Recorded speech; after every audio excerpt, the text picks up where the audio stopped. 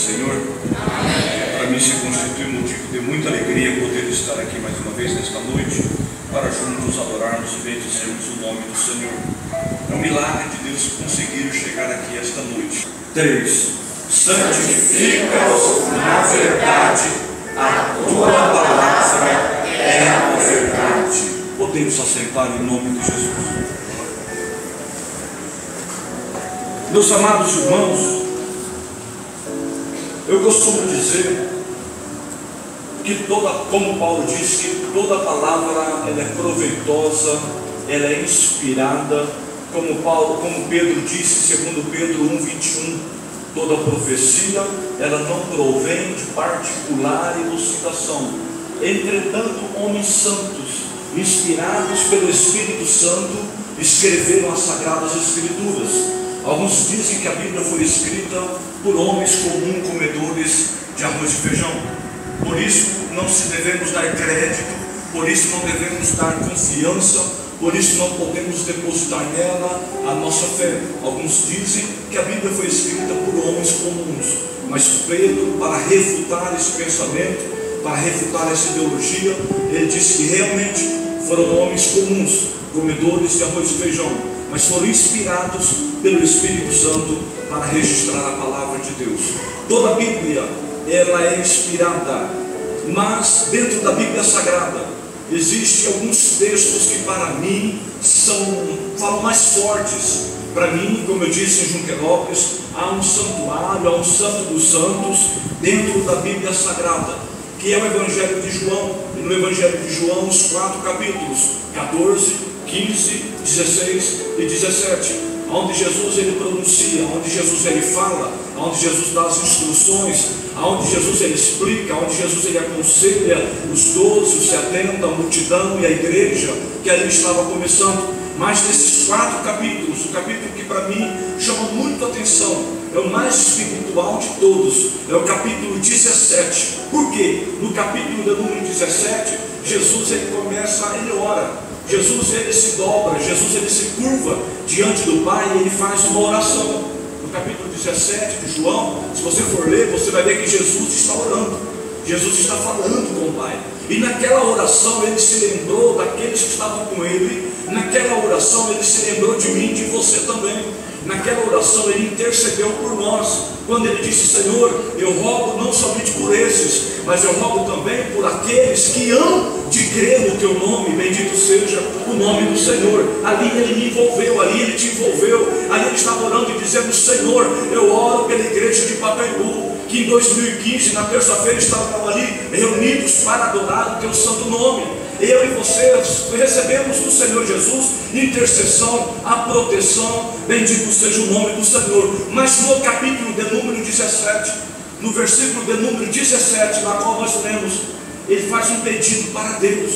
Jesus ele fala assim: Pai, além do Senhor abençoar eles, além do Senhor proteger eles, além do Senhor guardar eles, além do Senhor proteger a igreja de Pacaembu, eu faço um pedido para o Senhor também, Pai. Eu imagino o Pai perguntando: qual é o pedido mais que o Senhor faz? Eu peço para que o Senhor, ó Deus, traga santificação na vida da igreja de Pacaembu, traga santificação na vida dos obreiros ali naquela cidade.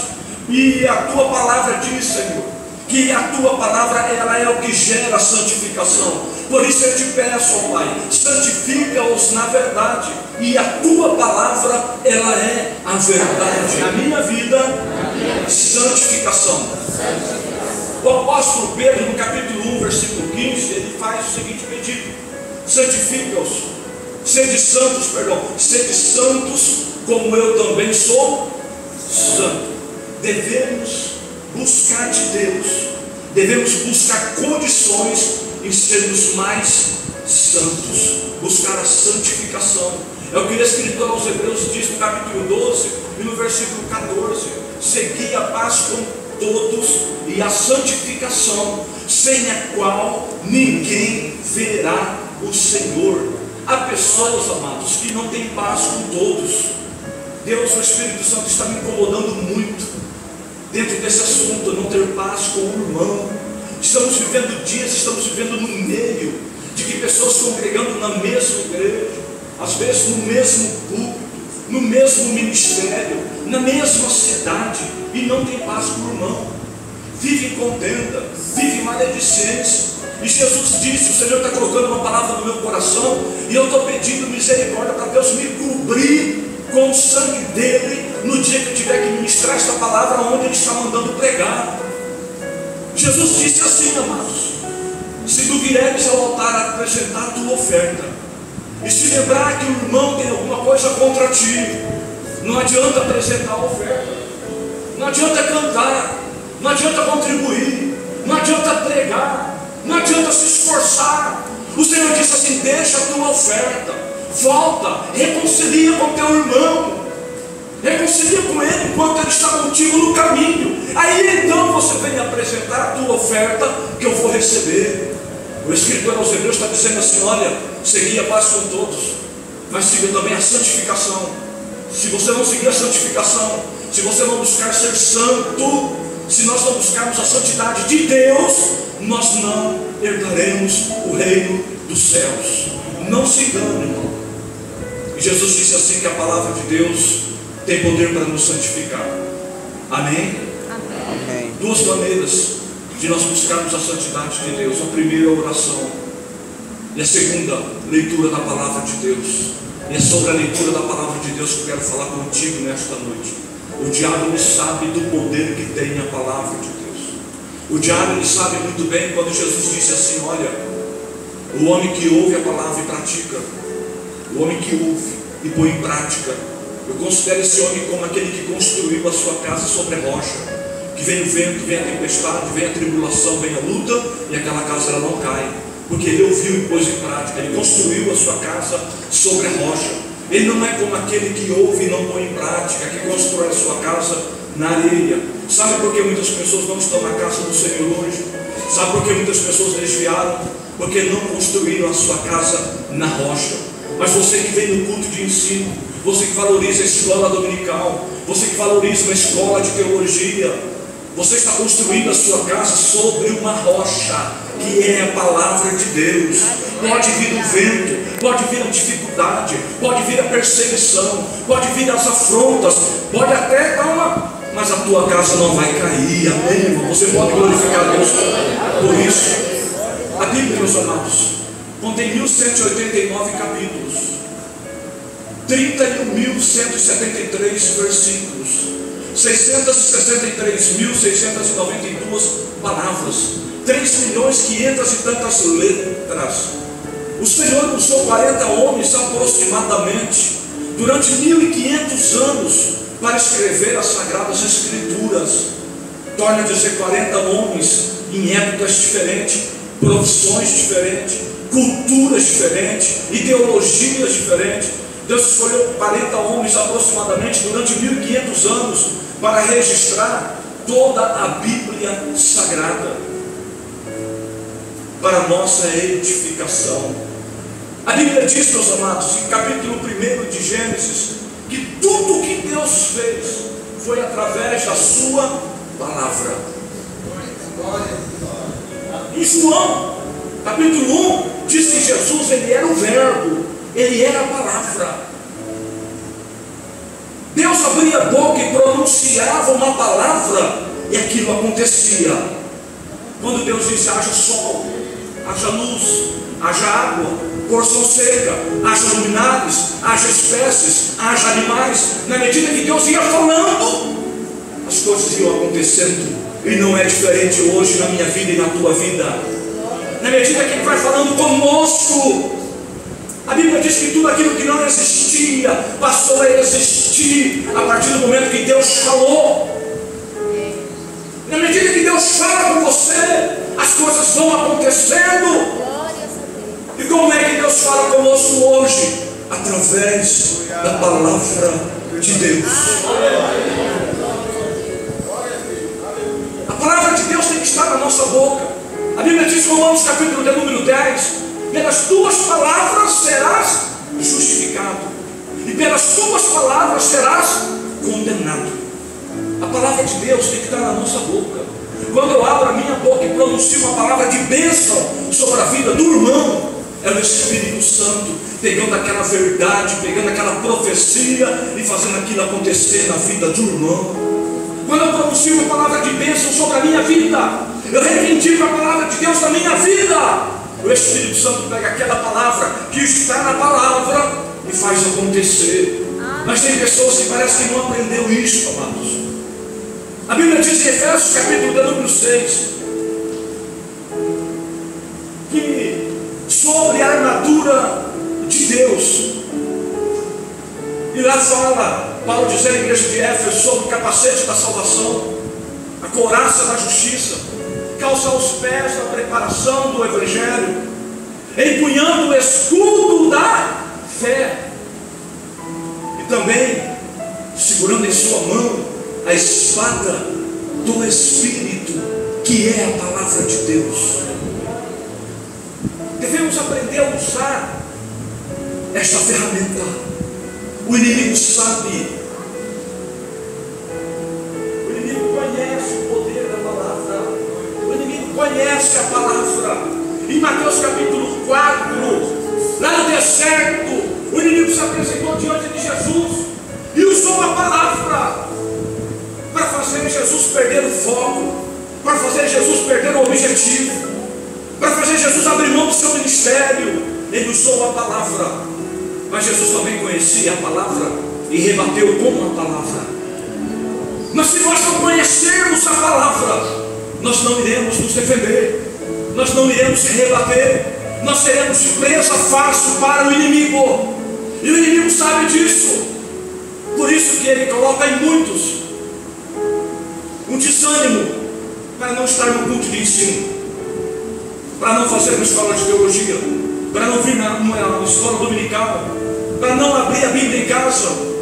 Alguns têm a caixinha da promessa e se limitam no máximo a tirar um versículo por dia. Alguns usam a Bíblia como horóscopo.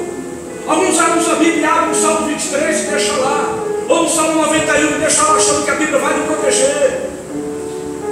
Devemos desenvolver um hábito, amados, de ler a palavra de Deus, de estudar a palavra de Deus. Deus falou para Moisés no capítulo 6: Moisés, lembra das palavras que eu te ordenei? Lembra da palavra que eu te ensinei? Lembra de Moisés falando: lembro, pois preste atenção no que eu vou te dizer, Moisés.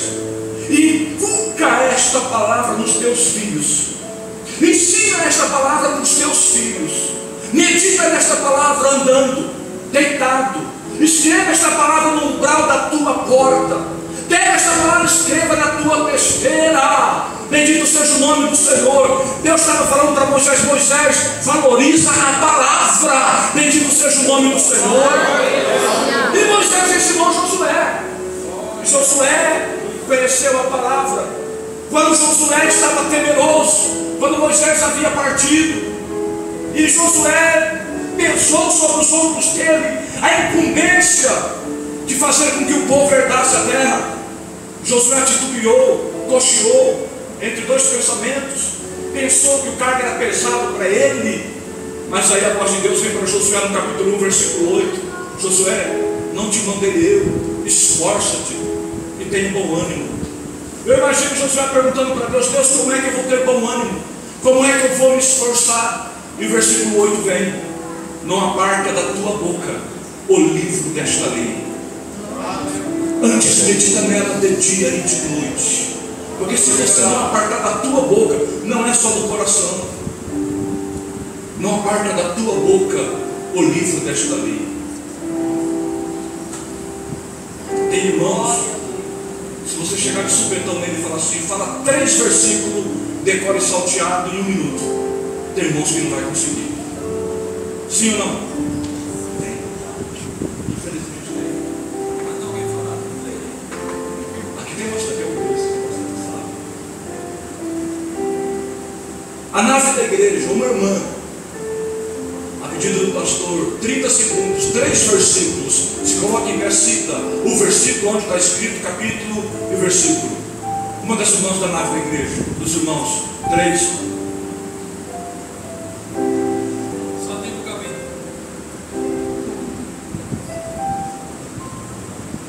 Amados, pouco pesado. Nós não podemos nos contentar em sermos bebês espirituais a vida inteira. A Bíblia diz, o Senhor Jesus falando com Nicodemos sobre o novo nascimento: tem que nascer de novo. Se não nascer de novo, não vai entrar. Aquele homem conhecia, mas conhecia a letra, não conhecia o espírito que está na letra. Jesus ensinou sobre o novo nascimento, e quando nós aceitamos o Senhor, nós nascemos de novo. Quer ver? Isso é fato. Quantos aqui já nasceu de novo? Levanta a mão e dá glória a Deus. Nascemos de novo. Um bebê,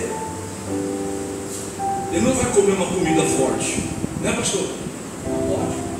Tem que ser uma comida, um leitinho. E Paulo, uma certa feita, disse que ele queria dar um alimento sólido para uma igreja, mas não podia. Quando nós nascemos de novo, é aquele leitinho materno. Depois vem a comida um pouquinho mais sólida. Nós precisamos aprender a crescer na graça e no conhecimento, nos dons, adquirir maturidade espiritual, até atingir estatura de varão perfeito. Estatura de varão perfeito, ser gigantes na fé. Tem igrejas por aí, eu creio que aqui não é, que tem um pastor, um homem de Deus que ensina, mas tem igrejas por aí que um pastor, se tem 100 membros na igreja, ele tem que andar com 100 mamadeira. 100 mamadeira. Ele não consegue dar leite, não consegue sustentar mais do que 100, porque é muito desgastante para ele. Dá leite, dá leite, dá leite. Passa 2 anos dando leite. Que nós possamos crescer. A maneira de nós crescermos é conhecendo a palavra. E o inimigo sabe disso. Por isso que há tempos atrás, numa determinada igreja, dizia-se que o único que poderia ler a palavra eram os sacerdotes, que o povo comum não podia ler, senão ia ficar louco. O inimigo usando de artimanha para que o povo não lesse a palavra de Deus. Se nós olharmos a Bíblia em Atos capítulo 17, versículo 11, diz assim: os bereanos eram mais nobres do que os que estavam em Tessalônica. Por quê? Meditava todos os dias nas Escrituras, avaliando se aquilo era daquela forma. Esse versículo está dando a entender que os bereanos iam para a igreja, sentavam e ouviam a palavra. Os da Tessalônica iam para a igreja, sentavam e ouviam a palavra também. Só que os da Tessalônica ouviam a palavra e glorificavam a Deus, e amém, tudo que o pastor falou, tudo que o irmão falou, tudo que o obreiro falou é verdade, glória a Deus. Mas os bereanos não. Os bereanos chegavam em casa: vou estudar a palavra, vou avaliar, vou julgar, vou analisar, vou buscar profundidade na palavra. E a Bíblia diz lá em Atos 17:11 que os bereanos eram mais nobres do que os que estavam em Tessalônica, porque conheciam a palavra de Deus. Levante a sua Bíblia comigo. Feche os seus olhos, assentado mesmo. Diga comigo: Senhor Deus, eu preciso conhecer a tua palavra. Diga comigo: Espírito Santo, me ensina a tua palavra, em nome de Jesus. Amados, o Evangelho de São João, capítulo 14, versículo 26, há uma expressão que Jesus disse assim: eu estou subindo, eu vou chegar no Pai, e quando eu chegar lá, eu vou pedir para o Pai enviar outro, o Espírito Santo, que o mundo não vê, não conhece, porque não pode receber, mas vós conheceis. No versículo 26, diz a palavra do Senhor assim: o Espírito Santo vos ensinará todas as coisas, e vos fará lembrar de tudo quanto vos tenho dito. Amém, amados? Amém. O Senhor Jesus está dizendo assim: o Espírito Santo vai te ensinar tudo, vai te ensinar tudo, e vai te fazer lembrar de todas as coisas que Ele falou. Em 1 João capítulo 2, versículo 20, diz a palavra do Senhor assim: e vós tendes a unção do Santo, e sabeis tudo. No versículo 27, o evangelista João está dizendo assim: e a unção que vós recebeste dele fica em vós, e não tem necessidade de que ninguém vos ensine, porque você recebeu o Espírito Santo. Fique com ele, Fique nele, louvado seja o nome do Senhor. O Espírito Santo, ele é um professor, ele nos ensina e ele nos faz lembrar. Mas espera lá, pastor, vai me fazer lembrar o quê? A palavra de Deus. Quando alguém chegar em você e te sugerir alguma coisa, te falar alguma coisa que não convém, ou vier aquela vontade, quer ver o exemplo? Versículo 29 do capítulo 4 de Efésios, versículo 28, primeiro. Não furte, antes trabalhe com as mãos, para que tenha com que acudir ao necessitado. Nós estamos falando para não furtar. Quando vem o desejo de pegar alguma coisa que não é meu, que não é teu, que não é nosso, por mínimo que seja, a hora que vem aquela vontade de pegar, se você tem o Espírito Santo, e se você conhece Efésios 4, 28, você leu Efésios 4, 28, naquele momento, o Espírito Santo que está em você vai te lembrar Efésios 4, 28. Você vai tirar uma hora. Para quem gosta de gritar, brigar, e ao servo do Senhor não convém contender, mas sim ser manso, árbitro para ensinar. Aquele que gosta de brigar, para quem for querer brigar, o Espírito Santo falou. Você não lembra daquele versículo que diz que não convém contender? Aquele que gosta de gritar, para que ele vai gritar, ele vai gritar. O Espírito Santo, ele vai lembrar você daquele versículo que diz que é pecado gritar, pecado blasfemar. Amém, amados? O Espírito Santo nos faz lembrar, mas para ele nos fazer lembrar, é necessário eu abrir a Bíblia e ler, e estudar a palavra de Deus. Por isso que no Salmo capítulo 1, o salmista escreveu assim, que nós não devemos andar segundo o caminho dos pecadores, nem se deter no caminho dos escarnecedores. Bem-aventurado o homem que não faz isso. Bem-aventurado o homem que tem o seu prazer na lei do Senhor. Tem o seu prazer na lei do Senhor. Será que temos prazer, irmãos? Será que nós temos prazer em pegar a Bíblia e ler, e passar 10 minutos? Que coisa linda! 20 minutos? Que coisa linda isso aqui, revelação. Veja bem, entenda isso. O autor da Bíblia é o Espírito Santo. O Espírito Santo inspirou homens para escrever a Bíblia. Amém? Tudo que está aqui foi o Espírito Santo que mandou Abacuque escrever, Sofonias escrever, Ageu escrever, Davi escrever, Mateus. Tudo que está aqui foi o Espírito Santo que mandou eles escrever. Agora, para você ler na carne, você não vai entender nada. Não entende nada. Por isso tem muitas pessoas que não têm prazer em ler a Bíblia, porque quer ler na carne, no seu intelecto, sem a ajuda do Espírito Santo. E talvez por falta de instrução, neófito na fé, às vezes começa a ler a Bíblia. Não, o pastor mandou ler a Bíblia, eu vou ler. Aí ele vai lá e abre em Crônicas, ou ele vai lá e lê uma história que não. Irmãos, devemos entender uma coisa.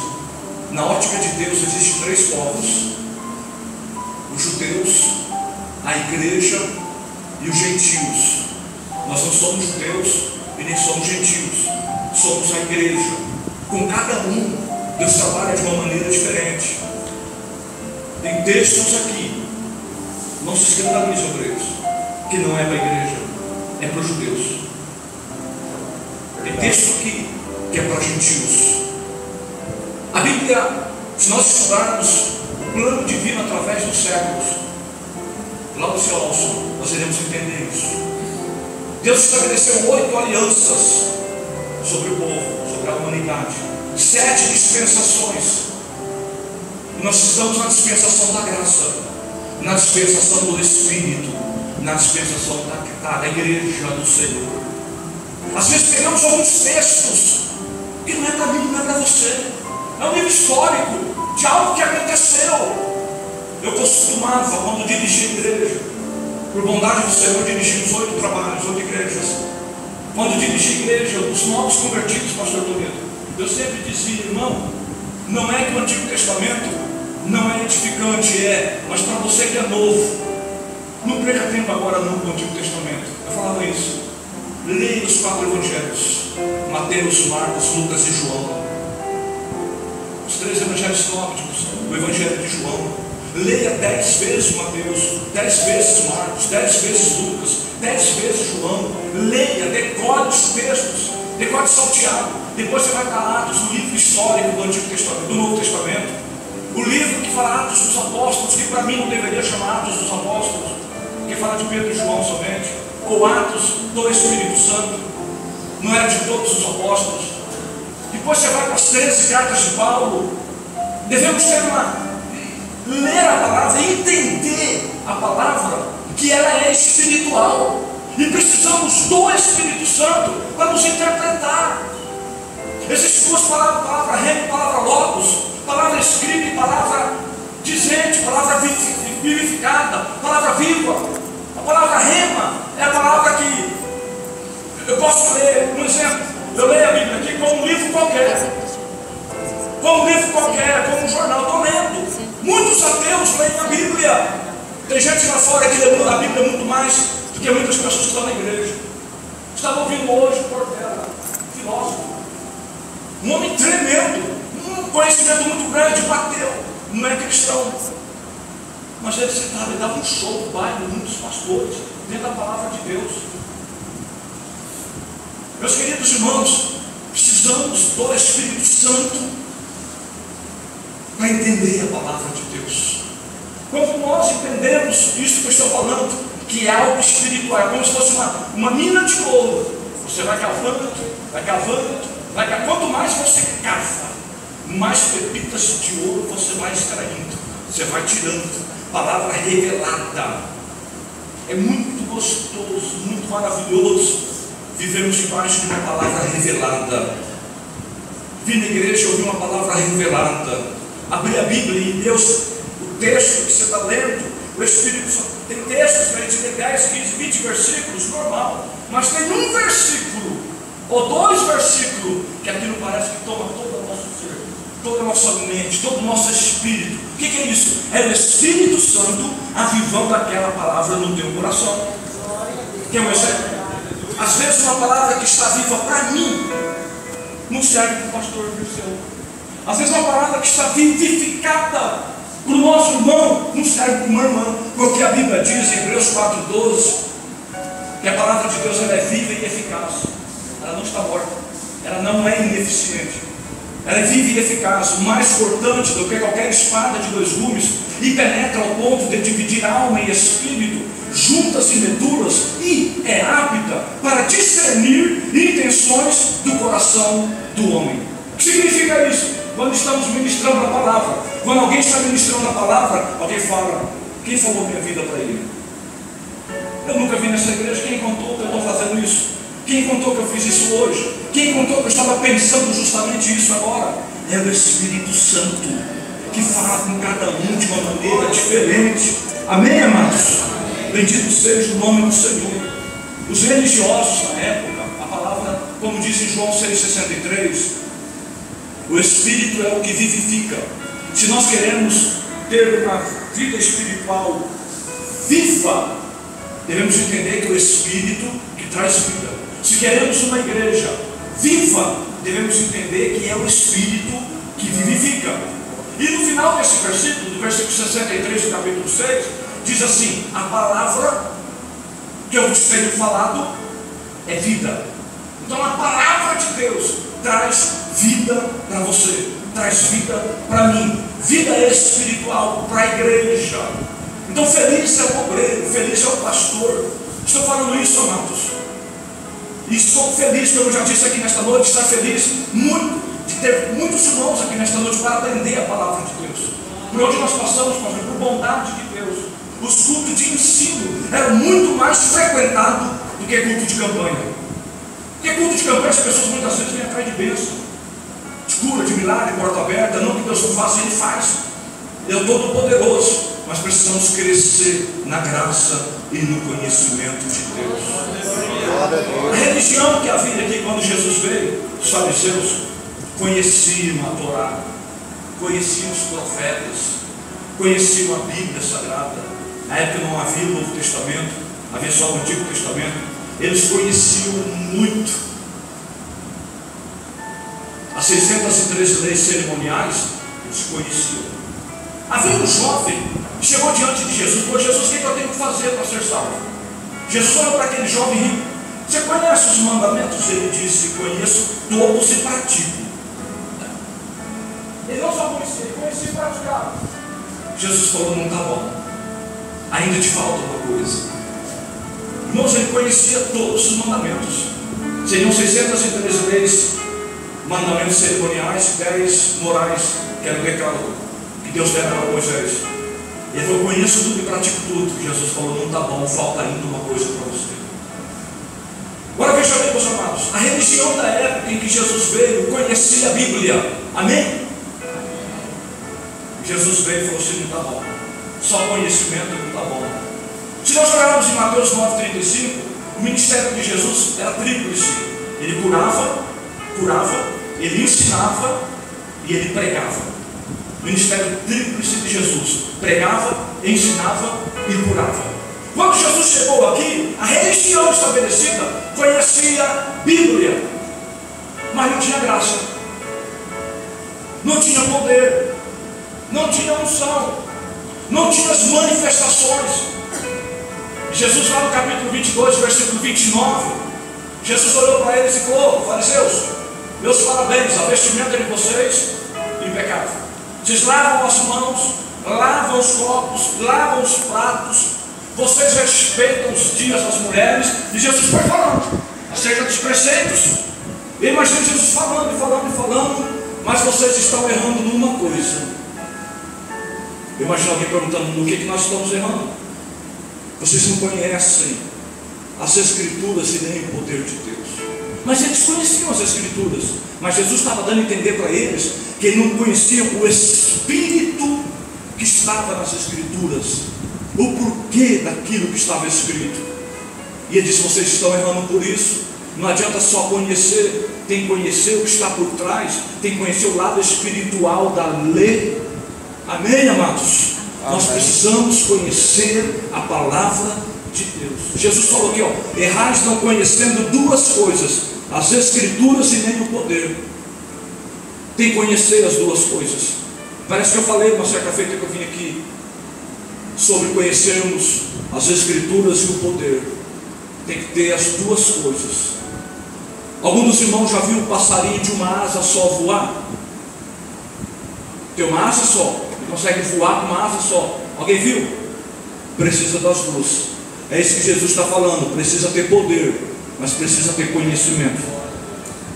Precisa ter conhecimento, mas precisa ter graça também. É por isso que eu louvo a Deus por nossa igreja, por nosso ministério. Como eu vinha falando ontem, essa madrugada, 3 horas da manhã, chegamos de São Paulo, falando com os irmãos que estavam ali junto com a gente ali. Amo a Assembleia de Deus, amo Jesus primeiramente, amo a Assembleia de Deus porque aqui tem graça e tem conhecimento. Bendito seja o nome do nosso Deus. Meus amados irmãos, as horas estão indo, mas João 5,39 diz lá, Jesus falou assim: examinai as Escrituras, porque julgais ter nela a vida eterna. Se você não ler a palavra de Deus, se você não buscar a palavra de Deus, se você não procurar entender a palavra de Deus, a vida eterna poderá não ser alcançada por você, porque no meio do caminho o inimigo vai te ludibriar. Tem muitas pessoas que estão dentro da igreja, não sei se aqui tem, mas por aí tem pessoas que estão dentro da igreja que não são salvas, pessoas que estão dentro da igreja que não é uma planta que o Senhor plantou ele ali. O inimigo às vezes coloca, permite que ele fique ali dentro, para ser um objeto, para ser um instrumento dele, para acabar com um ciclo de oração, para armar uma maior situação de contenda dentro dos jovens, dentro da igreja. Tem pessoas que estão ali dentro, e nós, os líderes, os obreiros da igreja, precisa pedir para Deus: Deus nos dá discernimento de espírito. Porque uma certa feita chegaram em Jesus e falaram assim: Jesus, o Senhor está expulsando o demônio, está fazendo uma coisa que a nossa religião nunca fez. Muito bem, só que eu quero dizer uma coisa para o Senhor: o Senhor está expulsando o demônio, porque no Senhor está o Beelzebub, Baal Zebub, Senhor das moscas. que é um dos maiorais no reino das trevas, que é incumbido de criar divisão nas igrejas. E o inimigo só consegue criar uma divisão dentro da igreja. Tentou com a igreja de Corinto, mas lá tinha Cloé. Cloé correu em Paulo, disse: Paulo, está acontecendo um problema na igreja de Corinto. Lá uns estão dizendo que é de Paulo, outros de Cefa, outros de Cristo. E Paulo escreve a carta e diz: está Cristo dividido? Aquele espírito de divisão tinha entrado naquela igreja. E hoje, amados, que o sangue de Jesus nos cubra e nos proteja. Mas esse principado continua trabalhando contra algumas igrejas. Mas o crente que conhece a palavra de Deus sabe rebater, sabe dizer que não, Satanás, divisão aqui não, contenda aqui não. Meu pastor é um homem de Deus, a mulher do pastor é uma mulher de Deus. Estamos aqui adorando e servindo ao Senhor e querendo ganhar as almas na cidade. A igreja foi feita para atacar. Diga comigo: a igreja foi feita para atacar, não para se defender. Olha para o seu irmão e diga para ele: essa igreja não foi feita para se defender. Mas tem muitas igrejas acuadas, tem muitas igrejas trancadas com medo. E Jesus disse em Mateus 16: edificarei a minha igreja. Há um mistério aqui: edificarei a minha igreja. A igreja é dele. Amém, amados? Amém. Edificarei a minha igreja. Eu vou edificar a minha igreja. E Ele está edificando aqui nesta noite. Qual é o instrumento que Ele usa para edificar? Edificar é construir. Nós já saímos da fase do alicerce. Estamos sendo construídos, estamos sendo edificados. Jesus disse: eu edificarei a minha igreja, e as portas do inferno não prevalecerão contra ela. Dando a entender, não é o inferno, não é os demônios atacando a igreja, o mundo atacando a igreja. Nós somos como um barco, estamos no mar, estamos na água, mas nós não podemos deixar essa água entrar dentro do barco. Nós fomos chamados, amados, para saquear o inferno. Devemos sair da defensiva. Devemos sair das quatro paredes e levar a palavra de Deus. Mas olha só o processo. Quando uma pessoa aceita Jesus, ele é um bebê, e você ensina esses princípios que eu vou falar rapidamente para vocês. O primeiro convite que ele faz para mim e para você, Mateus 11, 25, 26, 27, 28.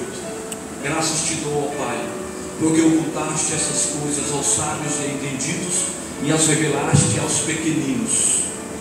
Vinde a mim, todos os que estáis cansados e oprimidos, e eu vos aliviarei. O primeiro convite que ele fez para mim: vinde a mim, os que estáis cansados e oprimidos. Ele fez a você, e nós viemos a ele, sim ou não? Um dia nós ouvimos ele falar: vem a mim, está cansada, está oprimida, vem a mim, que eu vou te aliviar. Sabe esse fardo que você está carregando? Eu vou te dar o meu fardo, e você vai aprender comigo que eu sou manso e humilde. Aí você vai encontrar descanso para a tua alma. E nós viemos a ele, ok?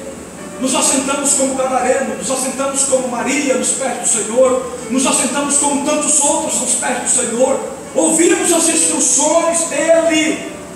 Mas chegou um momento que ele disse: ei, ide por todo mundo e pregai o Evangelho a toda criatura.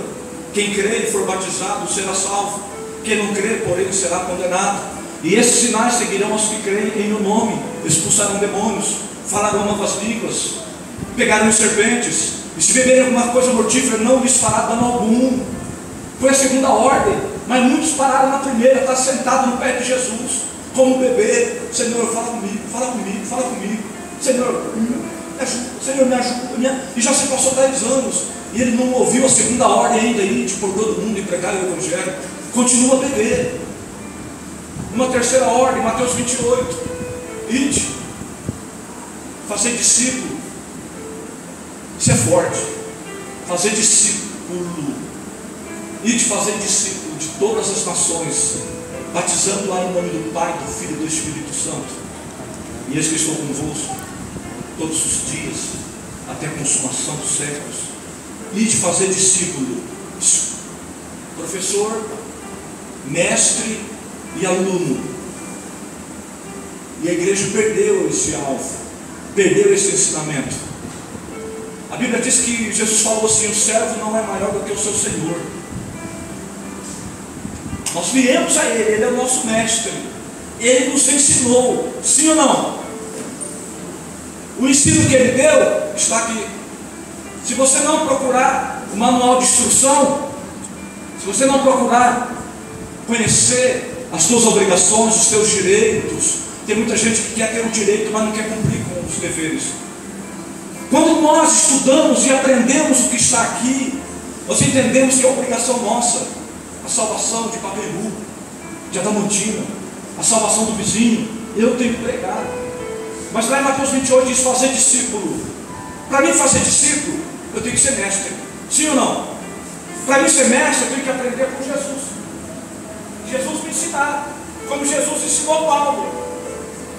Eu recebi do Senhor o que vos ensinei, Paulo disse. E agora Paulo podia dizer para a igreja: ei, sede meus imitadores como eu sou dele. Se nós aprendemos com ele, se nós somos mestres, se nós conhecemos a palavra de Deus, estamos aptos para fazer discípulo. Fazer discípulos. Mas discípulos de quem? Ganhar pessoas para mim. Tem pastores por aí que ganham pessoas para ele, não é para Jesus. Ganha pessoas que colocam no pé dele. Quando ele muda de igreja, ele quer levar pessoas atrás dele. Fazer discípulos de Cristo, do Senhor Jesus. Amém, amados? Amém. Fazer discípulos. Ensinar o que para ele? Isso aqui, Bíblia. Mas se eu não conheço Bíblia, eu não estou apto para fazer discípulo. Não estou cumprindo mais um mandamento. Não foi um pedido, foi uma ordem que ele deu. Você foi chamado para fazer discípulo. Olha para o seu irmão, dá um sorriso para ele. Dá um sorriso. Hoje é noite de aprender. Diga assim: você foi chamado. Fala para ele: você foi chamado para fazer discípulo. Para fazer discípulo. Pergunta para ele: você tem feito discípulos? Estou terminando, pastor. Eles são muito poucos os bem intencionados. Os poucos bem intencionados que existem, o máximo que consegue é convidar a pessoa para vir assistir um culto. Vou citar novamente. O máximo que alguns bem intencionados conseguem fazer é convidar alguém para vir assistir um culto. Irmã, vamos na igreja, vai dar uma bênção. Culto vai ser assim, o pregador assim. Mas se você pedir para o irmão, para a irmã, sentar com aquela pessoa, com um vizinho, com um amigo, com um parente, lá no trabalho, e explanar o plano da salvação para aquela pessoa, ele não consegue. Porque se você perguntar para ele se ele tem convicção da salvação dele, ele fala: não sei, Deus é que sabe. Precisamos aprender, amados. Amém, amados? Amém. Aprender a palavra de Deus, ter prazer na palavra de Deus, no nome de Jesus. Para finalizar, Paulo olhou para um jovem na fé. Jovem, Paulo investiu em jovens. Houve uma certa feita que havia um jovem que havia abandonado Paulo na primeira viagem missionária, João Marcos. E na segunda viagem missionária, João Marcos queria ir com ele. E Paulo disse assim: esse aí não, esse aí já deu trabalho na primeira viagem, esse aí é desertor, esse aí me deixou na mão, esse aí não vai na segunda não. Ok, não foi. Mas lá no final da vida de Paulo, ele preso na masmorra em Roma, na segunda prisão, na sua segunda carta que ele escreve a um outro jovem chamado Timóteo, ele fala assim: olha, traga-me os pergaminhos, traga-me a minha capa, traga-me os livros que eu deixei em Troade, e traga-me também João Marcos, o jovem João Marcos, porque ele é muito útil no meu ministério, preciso dele. E um pouco mais adiante, para esse jovem chamado Timóteo, Paulo dá o seguinte conselho no capítulo 2, versículo 15, na segunda carta: Timóteo, queres ter sucesso? Quer ser bem-aventurado? Quer crescer? Quer ser um gigante? Quer ser respeitado? Porque existem pessoas nessa vida, amados, uns nasceu para aplaudir, outros nasceu para ser aplaudido. É você que escolhe. Existem pessoas nessa vida que uns querem chorar, outros querem vender lenço. Somos nós que escolhemos. Eu propus no meu coração esse ano de 2015 parar de chorar e começar a vender lenços.